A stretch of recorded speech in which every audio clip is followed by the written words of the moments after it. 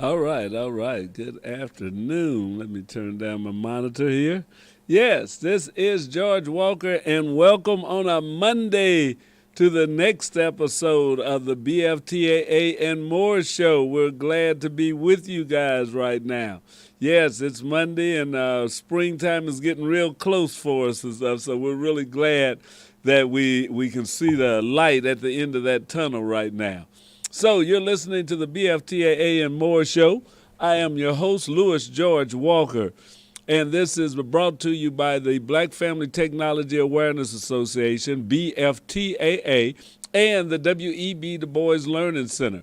They come together to form a radio station called Knowledge, Understanding, and Wisdom, KUAW for short.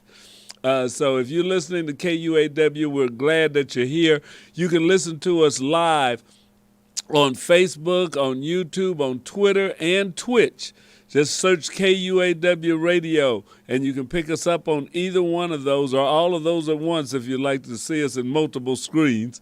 You also can pick us up 24 hours a day with our audio side, the radio side, and that's on Get Me Radio, on My Online Tuner, on your Google Smart Speaker, on the TuneIn app, and on Roku and Apple Fire Stick. So we're on a lot of things that you can pick us up 24 hours a day with we play smooth jazz, we play some talk shows, we've got the blues, we've got heavy storm, easygoing music, a quiet storm, heavy storm. So there's a lot of things that we play 24 hours a day, and you can listen to them on the audio side. So go to your favorite audio broadcaster and search KUAW Radio. If we're not there, then tell them that they need to get us there.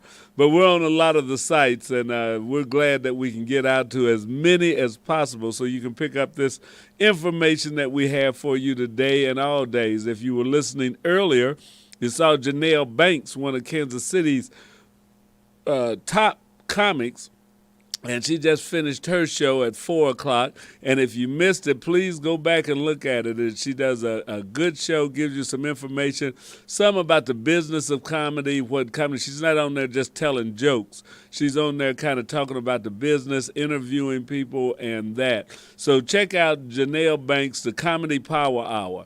So look back on our page, or if you've got KUAW liked, just look back at 4 o'clock today, and you can pick that up. And if you don't have us liked right now, we need to have you to do that. So be sure and like and share us on all of the streaming pages that you see us on. You can like us on Facebook, on YouTube, on Twitter, on Twitch. Any of those, we would be glad to have you listen to us on. But like and share this page and this information so that we can spread the word about what's going on with Knowledge, Understanding, and Wisdom Radio. So right now we're setting up the Twitter feed, getting that out. We've got the other ones out, so we're on Twitter live now. Let's see. BFTAA and More Show on at KUAW _radio. All righty. Okay, so we're out on all of our sites right now. So we're getting out there on everything. So this has been a start of another good week. We've got St. Patrick's Day coming up later in the week, but we're getting closer to spring and all that's going to be happening with that. So if you haven't got your plants out yet, is a good thing because it's going to get cold around Kansas City area, but it's time to start thinking about planting and getting flowers, getting fruits, vegetables, whatever it is that you may like to grow. This is a time, and if you have a hothouse, you may want to start those in the hothouse now, or greenhouse, or whatever you want to call it. But it's time to start thinking about planting. Birds are chirping around my house, and they're busy building nests. I'm going to have to get out there and knock some of them down before they lay an egg in it. And then I have to be dealing with them the rest of the summer. So we're going to get out there and do that.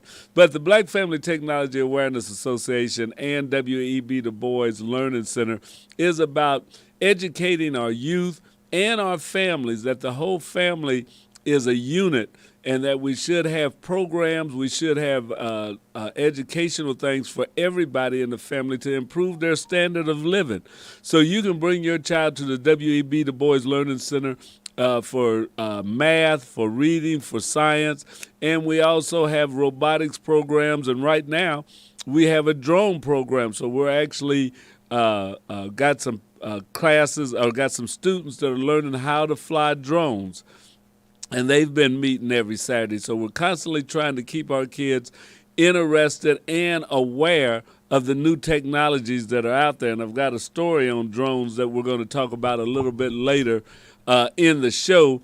But drones are becoming another career path. You can get certified, licensed pilots. You can make a good living flying drones right now, and it's only going to be getting more. They're starting to deliver. I saw on the news, Walmart and a lot of them are delivering groceries or whatever you order by drone. They're already testing it out in a lot of places, and before long, it's going to be, something that you'll see little drones flying around here, there, and wherever. But that is a job. People say, what's happening to the cashier jobs and the checkout and stuff? Well, those may not be the jobs that stay around or as plentiful as it were. They'll always need some cashiers. But as things progress, they're going to need some drone pilots. They're going to need technicians that work on those, and those jobs will probably pay a little more than the cashier's job. So the thing is to learn and to migrate and to make yourself a valuable part of this economy. So you may want to pick up some skills. You may want to take some classes and see about getting in that. I was in the store the other day, and there was a lot of people walking around shopping for other people. So people aren't going to the store anymore as much as they're going online and ordering it. And those are jobs there, too, because now they have to hire people to go around and pick up the groceries for people. And then they'll have to load them. They'll have to put them on the drone if they're light enough. I think right now they're talking about it can only carry 10 pounds or something. But those are all jobs that are being made in the retail industry, even though you may not see the cashiers as much as you did. There are other jobs that are being developed there. So we don't always have to say that they're taking jobs or getting rid of jobs. Jobs may just be moving or shifting into another field. You have to be able to, and that's always been the case, is that you have to be in a constant learning form. It's education for life. We're always going to be having to learn, improve our skills, and sometimes, unfortunately, we'll have to change our skill set, which can be rough if you don't initiate it yourself. If the company or the economy makes you have to change, is a little different than you say, hey, I want to get a better job and I'm going to take this class. But either way, a lot of times, change comes. Change is not something that we should be against, because if we were against change and progress, we would still be, probably still walking around in the woods and stuff, picking berries off of bushes, because we never would have made any tools to grow and wheels to transport and all of that type of stuff. That's all been progress that mankind has made to get us to where we are today, and we're going to keep making progress to get us to where we need to go in the future. Not saying all of it's good, not saying all of it's going to be easy, but I'm pretty sure that change is going to constantly be coming. But, that's enough of that. I want to get into the show. And one of the things we do on this show regularly, and I may be cutting back on that some, but right now we're going to keep going with it, is what's going on at NASA, the National Aeronautics and Space Administration. They have a good program, and they've got a lot of programs. If you go to nasa.gov, you can pull this up yourself, and they also have a lot of exciting projects that you and your children can work on together. Or if you want to learn more about astronomy and space flight and some of that, you can work on that yourself. So let's go right now and see what's going on this week at NASA. See if I can find that, get that in here. NASA, there it is. All right, here we go. This week at NASA.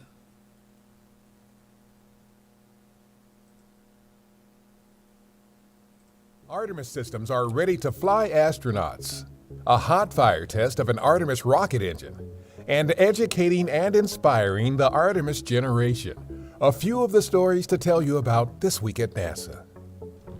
After extensively reviewing data since last year's successful uncrewed Artemis 1 flight test around the moon and back, NASA has confirmed initial observations that the agency's Space Launch System rocket, Orion spacecraft, and ground systems are ready to fly astronauts on missions to the moon. The agency plans to do just that on Artemis 2 by sending an astronaut crew around the moon and back. On March 8th, engineers at our Stennis Space Center conducted this year's third hot fire test in the current test series to certify the redesigned RS-25 rocket engines. 4 of the engines will help power our Space Launch System rocket on future Artemis missions to the moon. Second Gentleman Douglas Emhoff, NASA astronaut Yvonne Cagle, and NASA Ames Center Director Eugene Tu joined students and their families at an Oakland, California educational event hosted in honor of Women's History Month. The event featured hands-on STEM activities and NASA items to inspire the students to learn about our Artemis program, which will land the first woman and person of color on the moon. NASA's Imaging X-ray Polarimetry Explorer, or IXPE, captured the light blue color in this new image of a pulsar wind nebula in the constellation Vela. The light blue represents the first ever X-ray polarization data for Vela. The pulsar itself is near the center of the image. Measuring polarization could improve our understanding of how cosmic objects like pulsars accelerate particles to high speeds. That's what's up this week at NASA. For more on these and other stories, follow us on the web at nasa.gov/twan.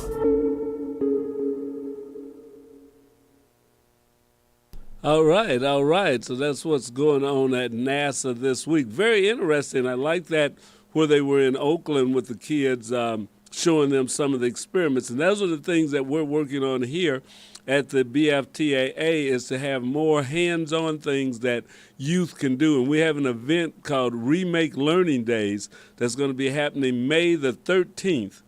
And we're going to actually be doing some hands-on, not demonstrations, but actually you can bring your kids here and the whole family can get involved in some hands-on STEM right here at the W.E.B. Du Bois Learning Center, 4510 East Linwood Boulevard.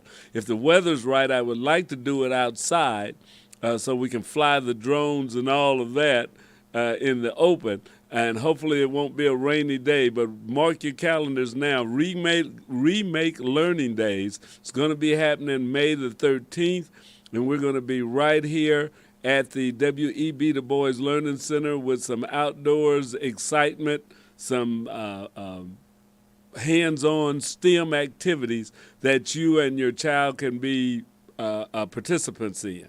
So we hope that you'll see it and look for some more information to start coming out about that in the very near future.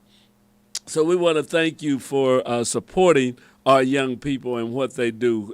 Come out. We're going to thank you in advance. We've had a lot of parents, but we don't just need the parents. We need the whole community to come out and help support our young people, because it takes a village, as they say, to raise a child. So it's not just mom and dad, but it's knowing that everybody in the community is behind and wants to see you do better, that can really make a difference in a young person's life. So let's get behind them. Remake Learning Days, May the 13th, right here at the W.E.B. Du Bois Learning Center that's located at 4510 East Linwood Boulevard in the former Milton Moore Elementary School building.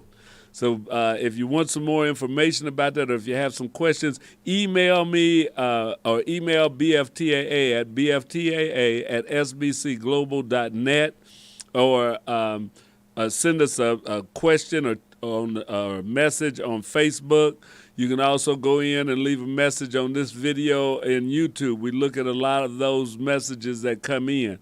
So if you want to get in touch with us, please reach out to us. Matter of fact, right now I want to make sure that our Facebook connection is up.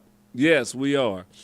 So as you see across the screen now, the Facebook live chat is on. So if you want to ask a question, I can see that right at the screen that I'm looking at. So put your question or your comment in the Facebook chat or a comment in Facebook, and it'll pop up. So if you're watching us on the BFTAA page or on the KUAW radio page, either one, all you have to do is put your comments in there, and they will come up on the screen, and I'll try to answer any questions that I get from you.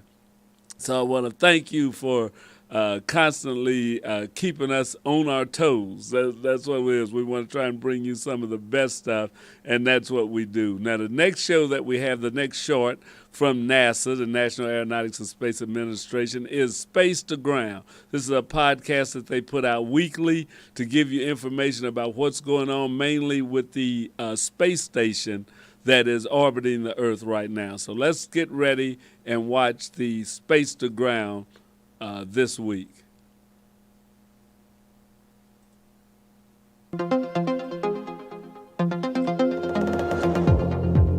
Welcome to Space to Ground. I'm Shaniqua Vereen, and there's an old saying that the month of March comes in like a lion. However, this March is coming in with dragons instead. After the successful launch and docking of Crew Dragon Endeavour last week, the Crew 6 members of Expedition 68 have been getting up to speed with life aboard the space station. Meanwhile, the members of Crew 5 were preparing to return to Earth. You're seeing this influx of commercial partners in low Earth orbit, of astronauts flying to low Earth orbit that are other than government astronauts. You're seeing additional international partners joining our expeditions in space, and it's just incredible to see all of us coming together as a human species as we look forward to Orion and Artemis. This is the beginning of a very exciting time, and it's really a privilege just to be a small part of that. Dragon Endurance will undock from the space station, bringing home NASA's Crew 5, including NASA astronauts Nicole Mann and Josh Cassada, as well as Koichi Wakata of JAXA and Roscosmos cosmonaut Anna Kikina. Endurance will splash down off the coast of Florida, bringing a close to a mission that launched last October. Follow us at space_station on Twitter for all of the latest news about the flight home. During their mission aboard the orbiting laboratory, the Crew 6 astronauts will receive multiple visiting vehicles. The first, a Dragon resupply vehicle, bringing up cutting-edge research. NASA's 27th SpaceX Commercial Resupply Services mission is scheduled to launch from Florida next week. The scientific experiments and technology demonstrations carried by the Cargo Dragon spacecraft will examine how the heart changes in space, test a student-designed camera mount, compare surfaces that control biofilm formation, and much more. You can keep an eye on the science news aboard the International Space Station by following @ISS_research on Twitter. That's Space to Ground for this week. As always, thank you for watching. We'll see you next week.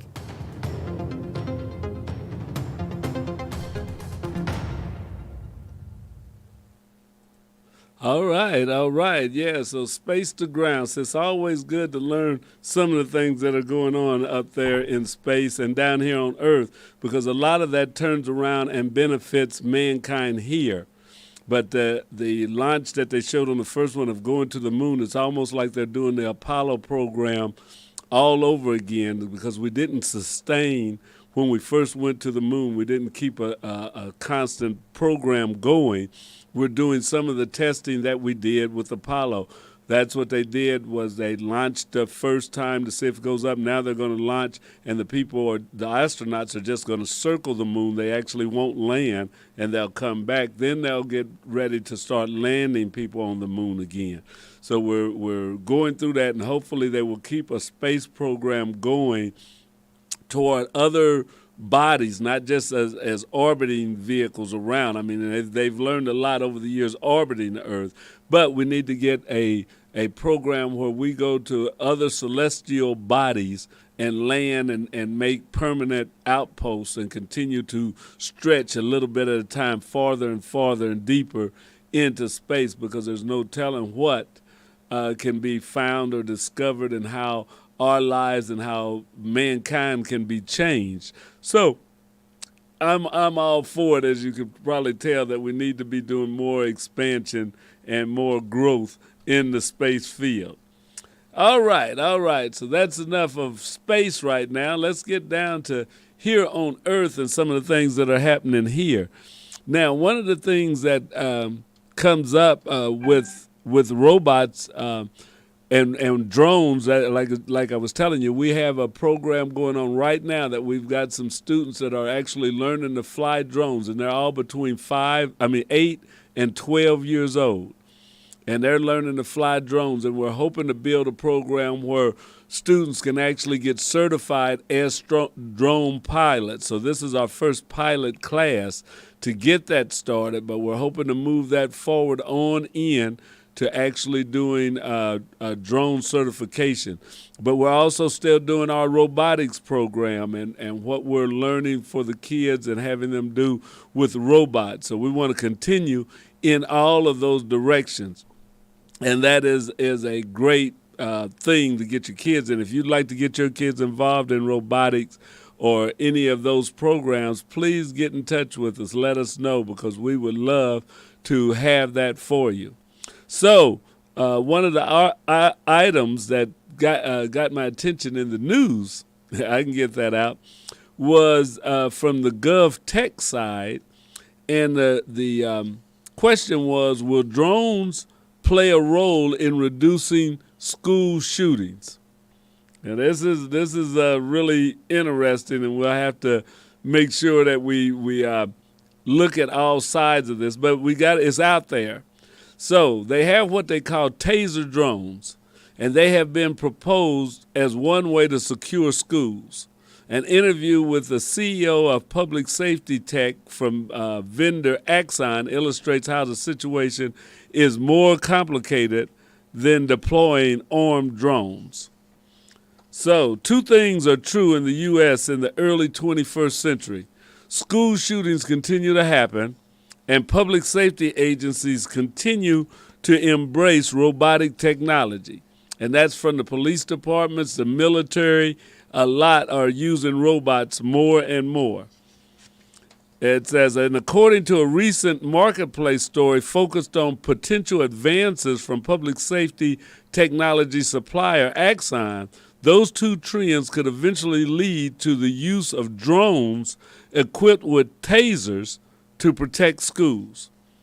So in an interview, their CEO, Rick Smith, addressed those so-called taser drones for schools, or they're also called shock drones, and discuss how the company will handle the growth of robotics in public safety.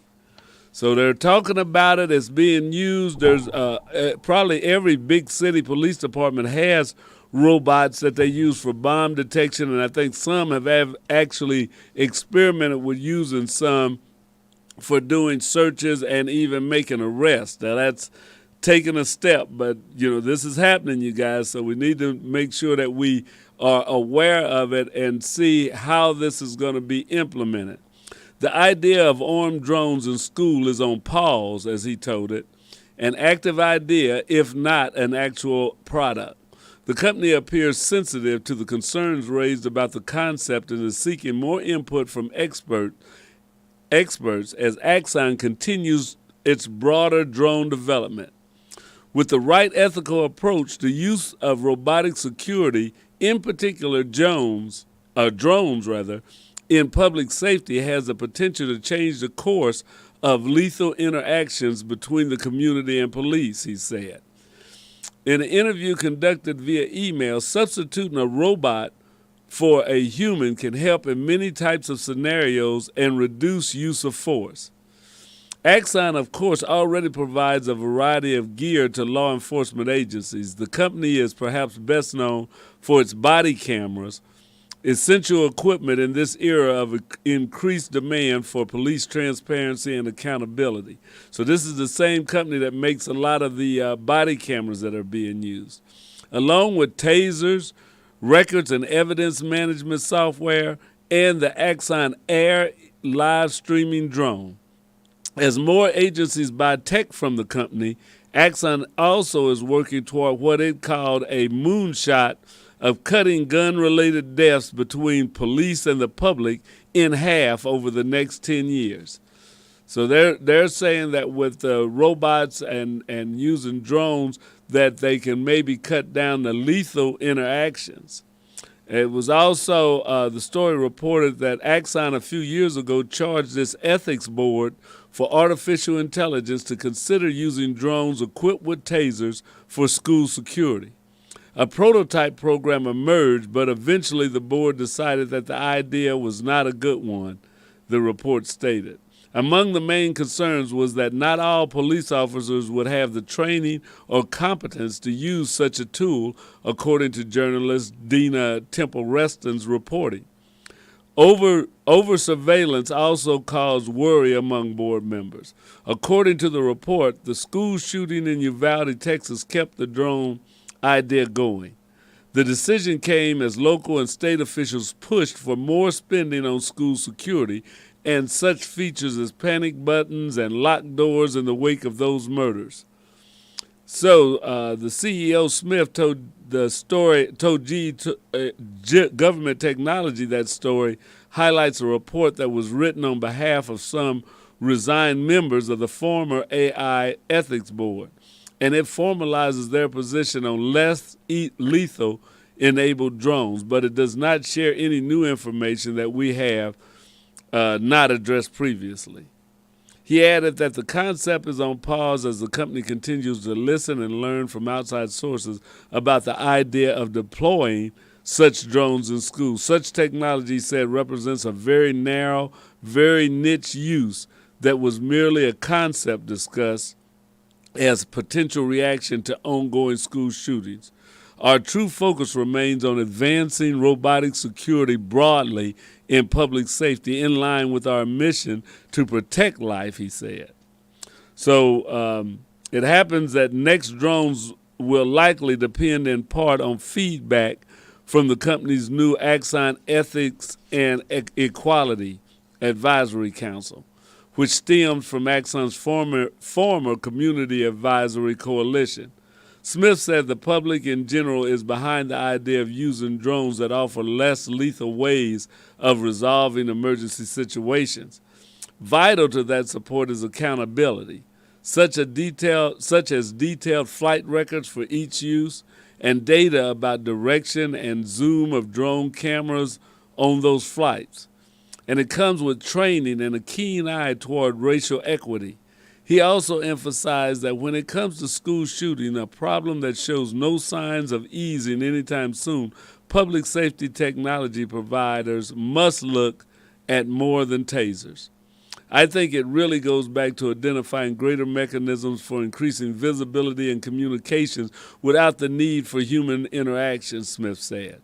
Greater opportunities to leverage technology and robots as a first responder provides benefit in having quick eyes on a situation to understand the best way to proceed. So that was a story that came out from Thad Reuter in the Government Today, or GovTech, Government Technology. So I get those in the mail about different uses of technology. They're working on AI, but they're not saying that they're getting ready to use those drones so far. It's just an idea. They haven't developed any. But drones with tasers on them, I don't know. And as it did say, that the police officers may not be competent to fly them. So that's where I'm talking about the jobs issues. Somebody that's certified that has a drone pilot's license would have a leg up on jobs that come in security, because they may not use them in schools, but that may start being the way that they watch or guard big open areas. Night watchman may be more of a drone that's flying around looking with infrared sensors and stuff that can check, like a car dealership, if anybody's on the lot, anything like that, with cameras. It doesn't necessarily have to react to them in any connected way, but having security that is in the form of a drone is maybe not something that far-fetched. But it has to be done ethically, because like they say, that could be used for spying. It could invade people's privacy. There's a lot of things going on. But, we have to keep looking at ways, especially when it comes to these school shootings and stuff, is how do we protect people there and students and young people. And a lot of these mass shooting situations, and they may not be even something that a drone would be good at, A lot of them are indoors in small areas, and you couldn't get a drone in there. But if you could, if you had a robot that could roll up and launch a drone inside of a mall when they're looking for somebody, well, then you may not have to fire lethal weapons when you first see them. If police go in with their guns, as soon as they see somebody, then they may have to make a decision between shoot or no shoot. If you've got a drone, even though it may cost some money, if it gets shot, you haven't lost a person. So it may not be your first instinct is to fire to defend yourself if you're using a drone or a robot as you would if it was a person and their life was on the line. So we need to think about that using robots in a lot of hostage situations, or not even hostages, but somebody barricaded in the house that won't come out. Well, then that would be a way that you're not forced to say go in there and either they got to give up or you got to shoot them if they point a gun at you or what have you. So we need to think about that. Think about the use of other less lethal ways to confront somebody in a public safety scenario. But this is still a job opportunity, flying the drones, knowing the drones, operating the robots, getting the training. So our young people today should be trained in those things and be ready to offer that up as one of the things on their resume if they go to apply for a job as a police officer. Not only would they learn how to shoot and stuff, but they can say they're already licensed and certified to operate robots and operate drones. That could up your pay right off the bat. So we have to consider that as we go into it. The other thing that I wanted to talk about that we have going on is the electric vehicle. The electric vehicle expansion is happening. That's going to be a growth industry. And it says another article from the same group, Government Technology, says EV expansion means growth for the battery industry too. We know that right here in the Midwest because over in Kansas City, Kansas, or not in Kansas City, Kansas, but in Kansas, the Panasonic has broken ground on a new battery plant that is whole bunch of billions of dollars and is going to employ a lot of people. And that's just one. It's going to be more and more of that's going on. Several companies are announcing new operations related to electric car battery recycling and manufacturing, taking a lead in a nascent industry for the U.S. And that's something that you have to look at, too, if you're an investor or if you're an entrepreneur. That is a new market that's coming up that you can get into that battery recycling or manufacturing or supplying some parts for it. As the electric vehicle market expands in the United States, so does the battery industry. That expansion is taking the form of not only developing the technologies that go into new batteries, but recycling them later. Redwood Materials has a lithium-ion battery recycling operation in Nevada, and it just announced the development of another location in Charleston, South Carolina. The company participated in a pilot project in California which involved partnering with several top automakers to help establish the logistics around battery recycling. So Redwood was an active participant in the Cal EPA's lithium-ion car battery recycling advisory group, helping to put together a set of policy recommendations for California and other states to consider as they navigate the new industry of electric car batteries. So that's the thing that we have to look at. Those are new job opportunities, new careers that are there that are becoming available in the electric car industry that weren't there before. They were making small car batteries, and they were generally lead-acid batteries. Now you're talking about lithium-ion, a whole new technology. And do you know the certifications you need to work with that, or what you would need in order to be able to recycle them? But those are all job opportunities and investment opportunities. It's a brand new business, so there's probably going to be a lot of growth in companies that are in that, say like your Panasonic or this Redwood or any other company that's doing the recycling or that's based on working with these new lithium-ion batteries, may be a company that's going to be growing as the vehicle market grows. It says, we found that unlike long-standing e-waste frameworks, there's a strong demand for EV battery packs given their size and value. The key to this pilot was having the comprehensive recycling solution available for dealers and dismantlers. Another company, the American Lithium Energy Corporation, received $13.2 million in funding from California Energy Commission to help ramp up the development of batteries to be used by EVs of all types. So this is a thing that there's an industry growing, and you don't want to say ignore it, or if you're into that you can learn how it can benefit you, it can benefit your family, it can benefit your future. So electric cars are becoming more and more. They're definitely a long way for them to grow to be a big car on the market, because one thing, I was talking to a lady the other day, or a guy, and one thing he said is that it's the cost.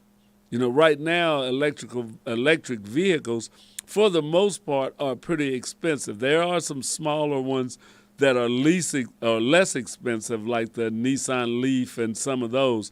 But when you talk about something that has a range of 300 miles and the ride and the comfort that you're used to in a car, you're talking about spending $50,000, $60,000, $70,000. That's a lot higher than a gas-powered car. But as the scale goes, as they start making more of these, as they become more on the market, that price should come down. And as it does, the market will get bigger. There'll be more people with electric vehicles because the manufacturers are making more of them, and that's going to be the new energy. So it's going to be a long time before it shifts. Well, I think it might be a long time. We don't know. Something may happen with oil and the price of it and stuff that people get forced into electric vehicles a lot faster than they think. But that's something that we need to look at in the future, is that the electric car industry is providing some jobs and some opportunities for folks. But that's things that you ought to be staying up on, is that you should find out what's going on in the technology world. AI, you've been hearing about this chat GPT, and a lot of people don't know exactly what it may be about. We're going to be doing some stories on that so that you can find out if your kid's using it, if it's something that you might be using. Teachers are using it. Newspaper reporters are using it. So what is this chat GPT, and how can we use it to benefit our community, our family, and our lives? It's not to just run and hide from new things coming out if they're going to be around. It's just like the cell phone. You could have said for a long time, you don't want to do nothing with the cell phone. I ain't got nothing to do with that. I'm going to use my regular old phone. But now, a few years later, your regular old phone is getting harder to use, and the cell phone has become one of the basic communication devices in the United States. And it's like, yeah, you know, we may not like change, or may wonder why we have change, but it comes. For a long time, we thought the pager was the latest thing out, and now who has a pager? But that's just, you know, how change comes. So let's stay with that change. All right, the last bit that I want to bring you today is to give a shout out to what's the lady? Ruth Carter. Ruth Carter is the designer, clothes designer, or costume designer in movies, who did she won an Oscar for Black Panther when it first came out. And last night she won a second Oscar for Black Panther, Wakanda Forever. So she's making a hit. She's really doing good, and you know, kudos to her and stuff. She's the first black woman to win 2 Academy Awards. And she was the first one to win it for designing. Now she's the first one for winning 2 of them. We have to say that Angela Bassett didn't get the award for Wakanda Forever, but hey, that's hopefully I think she died in that, so she's gonna have to do some other things to maybe get that Academy Award or that Oscar that has been eluding her, because she definitely has done some great work, and she's a fantastic artist and actor, but she just hasn't gotten that Oscar yet. So Angela, just keep at it. I know it's coming your way. It's going to get there. And I was really glad to see that, a lot of African Americans working together on things like that. Spike Lee was one of the ones that got her started or gave her a chance to get started in films and with the what was the college picture that they did? Dang, I can't think of the name of it and stuff. But they were back at school. They had a lot of dance scenes in it, and she worked on Malcolm X with Spike Lee. So that's showing that blacks using other African Americans, giving them a shot. And now she's got 2 Academy Awards. She's working, at Marvel Studios and really making moves. And that is the thing that we should celebrate and always be glad of the achievements that people are making in that regard to show you that you can do it too. So she's designing clothes and costumes. You may not see her on the screen, but a lot of the people know about her. So, hats off to Miss Carter, Ruth Carter. She said her mother died before she got this second award. She's dedicated the award to her, and her mother was 101 years old when she passed, made her transition. But that was good. I didn't watch the Oscars because it's long, and I'm not really into that. I think I get up the next day, and I can find out who won everything, and then I can go online and look through the list. But watching the whole show, I saw parts of it, but I didn't sit down for 3 hours straight through of it. But, it's always good for the community, good for all of us that we're making strides, that you're constantly doing something. So never give up. Show your kids, show your family that it's always something that we can do, something more that we can do. So thank you for listening. That is the BFTAA and More show for the day. If you have any comments, we'd love to hear from you. Be sure to post them on our Facebook page, the BFTAA, or Black Family Technology Awareness Association, BFTAA on Facebook. We're on YouTube and Twitter, and LinkedIn. So on any of those sites, look up the Black Family Technology Awareness Association, and you can leave us a message. You can also give us a call here at the station, because this is a project of the Black Family Technology Awareness Association, the KUAW radio. So you can give us a call, leave a message on 816-599-6, well, what is it, 68? Oh, now I can't think of the number. Hold it. It'll come across as 6893. That's what it is. 816-599-6893. So be sure and leave us a message, give us a call. Tell us what you think about this radio station, or what you think about our broadcast or the work that we're doing. We'd love to hear from you. So I appreciate you taking the time to listen to this show, whether you're listening to it live on this Monday or you pick it up later. Still put something in the chat. It'll let us know that somebody has put something in there, and we can see your comments or your likes and stuff. And like and share KUAW Radio. Like and share us on Facebook, on YouTube, and Twitter, so that we can get more followers, so that we can grow and do even more of what we're doing. Thank you for watching, and that is the BFTAA show. And this is your host, Louis George Walker, saying good night. We'll see you next week. Have a great week that's coming up, and happy St. Patrick's Day.